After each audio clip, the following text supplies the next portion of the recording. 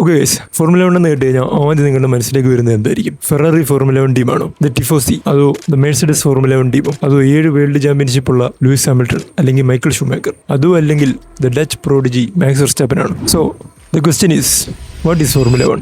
So different kinds of motor sports events ഉണ്ട്. അതിൽ open wheel റേസിംഗ്സ് ഉണ്ട്, ക്ലോസ്ഡ് വീൽ റേസിംഗ്സ് ഉണ്ട്, നാസ്കാർ പോലത്തെ സ്റ്റോക്ക് കാർ റേസിംഗ്സ് ഉണ്ട്, റാലി അല്ലെങ്കിൽ ഓഫ് റോഡ് റേസിംഗ്സ് ഉണ്ട്, മോട്ടോ GP മോട്ടോർ ക്രോസ് പോലത്തെ മോട്ടോർ സൈക്കിൾ റേസിംഗ്സ് ഉണ്ട്, പിന്നെ ഡ്രാഗ് റേസിംഗ്സും ഉണ്ട്. അപ്പോൾ ഇതിൽ ഫോർമുല 1 എന്ന് പറയുന്നത് ഒരു ഓപ്പൺ വീൽ റേസിംഗ് ആണ്. അപ്പോൾ ഇതിന് ഓപ്പൺ വീൽ റേസിംഗ് എന്ന് പറയാൻ കാരണം ഇത് ഹൈലി എയറോഡൈനാമിക്കോ അല്ലെങ്കിൽ ഒരു പർട്ടിക്കുലർ പർപ്പസിന് വേണ്ടി ബിൽഡ് ചെയ്യുന്ന ഒരു single seater race car events ആണ് ഈ ഓപ്പൺ വീൽ റേസിംഗ് എന്ന് പറയുന്നത്. So different type of open wheel racing ഉണ്ട്. ഫോർമുല 1 ഉണ്ട്, അതല്ലാതെ ഫോർമുല 2, ഫോർമുല 3, ഫോർമുല E ഉണ്ട്, ഇൻഡികാർ സീരീസ് ഉണ്ട്. പിന്നെ എല്ലാ തരം സ്പോർട്സ് ഇവന്റ്സ് പോലെ അല്ലെ സ്പോർട്സ് ചാമ്പ്യൻഷിപ്പ് പോലെ ഫോർമുല 1 എന്ന് പറയുന്നത് ഒരു വേൾഡ് ചാമ്പ്യൻഷിപ്പ് ആണ്. അതായത് ഇപ്പം ഓസ്ട്രേലിയയിൽ സ്റ്റാർട്ട് ചെയ്തിട്ട് മിഡിൽ ഈസ്റ്റിലാണ് ഈ ഒരു ചാമ്പ്യൻഷിപ്പ് അവസാനിക്കുന്നത്. Formula 1 car is particularly build four races ആണ്. അത് റോഡ് ലീഗലായിട്ടുള്ള കാർസ് അല്ല. അതിന് മാനുഫാക്ചറിങ് ആയിക്കോട്ടെ അല്ലെങ്കിൽ അതിൽ ഉപയോഗിച്ചിരിക്കുന്ന എക്യുപ്മെന്റ്സ് ആയിക്കോട്ടെ, അതിലുപയോഗിക്കുന്ന വീൽസ്, ടയേഴ്സ്, എല്ലാ പാർട്സും is particularly made for racing only. Formula 1 എന്ന് പറയുന്നത് ഒരു 100+ ഇയേഴ്സ് ഓഫ് ഹിസ്റ്ററി ഉള്ളൊരു സ്പോർട്സ് ആണ്. ഫോർമുല 1 ഫസ്റ്റ് സ്റ്റേജ് എന്ന് പറയുന്നത്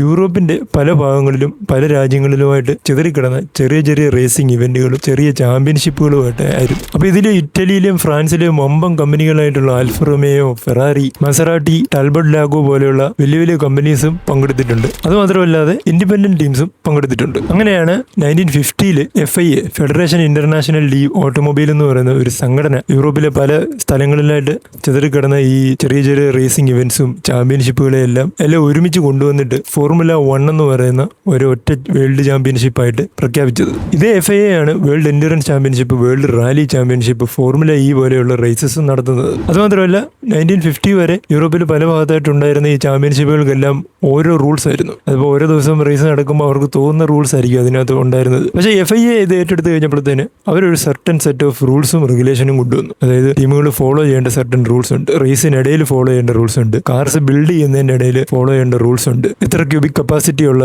എഞ്ചിൻസ്, അല്ലെങ്കിൽ ഡ്രൈവേഴ്സ് ഫോളോ ചെയ്യേണ്ട സർട്ടൻ റൂൾസ്, അല്ലെങ്കിൽ അവർ വെയർ ചെയ്യേണ്ട സർട്ടൻ റെഗുലേഷനുള്ള കിറ്റ്സ്, അങ്ങനെയുള്ള കാര്യങ്ങളൊക്കെ FIA കൊണ്ടുവന്നു. അല്ലെങ്കിൽ വേറെ രീതി പറഞ്ഞു കഴിഞ്ഞാൽ വലിയ റൂൾസോ റെഗുലേഷനോ ഒന്നും ഇല്ലാതെ ചുമ്മാതെ കിടന്ന ഒരു റേസിംഗ് ഇവന്റ്സിനെ FIA ഏറ്റെടുത്ത് അതിനെ ഒരു പ്രോപ്പർ റൂൾസും റെഗുലേഷനും കാര്യങ്ങളും ഒക്കെ കൊണ്ടുവന്ന് ഒരു ഫോർമുലയ്ക്ക് ഉള്ളിൽ അതിനെ കൊണ്ടുവന്നു. അതുകൊണ്ടാണ് അന്ന് തൊട്ട് ഈ റേസിനെ ഫോർമുല 1 ചാമ്പ്യൻഷിപ്പ് എന്ന് പറയുന്നത്. അതുമാത്രമല്ല സ്പോൺസർഷിപ്പിന്റെ കാര്യത്തിലാണെങ്കിലും ഫണ്ടിങ്ങിന്റെ കാര്യത്തിലാണെങ്കിലും ഫാൻസ് ഓഡിയൻസിന്റെ കാര്യത്തിലാണെങ്കിലും മറ്റേത് മോട്ടോർ സ്പോർട്സിനേക്കാളും ടോപ്പിലുള്ള ഒരു മോട്ടോർ സ്പോർട്സ് ഇവന്റ് ആണ് ഈ ഫോർമുല 1 എന്ന് പറയുന്നത്. അതുകൊണ്ടുകൂടിയാണ് Formula 1 pinnacle of motor sports എന്ന് പറയുന്നത്. അപ്പോൾ ഇത് ഫോർമുല 1 ഫോർ ബിഗിനേഴ്സിന് വേണ്ടിയുള്ള ഫസ്റ്റ് വീഡിയോ ആണിത്. അപ്പോൾ അടുത്ത വീഡിയോ എന്തിനെക്കുറിച്ച് വേണമെന്ന് നിങ്ങൾ കമന്റ് ചെയ്യുക. ബൈ.